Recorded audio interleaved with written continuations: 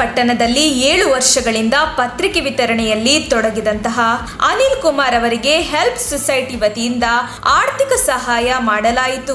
ಈ ವೇಳೆ help society ಅಧ್ಯಕ್ಷರಾದ ಮಾನಂ ಶಶಿಕಿರಣ್ ಅವರು ಮಾತನಾಡಿ, ಪಾವಗಡ ತಾಲೂಕಿನಲ್ಲಿ ಇಂತಹ ಹಲವು ಪ್ರತಿಭೆಗಳಿವೆ. ಪ್ರತಿಭೆಗಳನ್ನು ಗುರುತಿಸುವಂತಹ ಕೆಲಸವನ್ನು ಮಾಡುತ್ತಿದ್ದೇವೆ ಎಂದರು.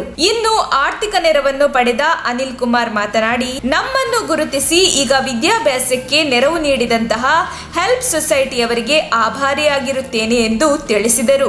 ಇದೇ ವೇಳೆ ಹೆಲ್ಪ್ ಸೊಸೈಟಿಯ ಪದಾಧಿಕಾರಿಗಳಾದ ರಾಕೇಶ, ಮಂಜುನಾಥ್, ಅನಿಲ್ ಕುಮಾರ್, ಆದಿಕೇಶವ, ಸಾಗರ ಸೇರಿ ಹಲವರು ಇದೇ ವೇಳೆ ಹಾಜರಿದ್ದರು. ನಮಸ್ಕಾರ.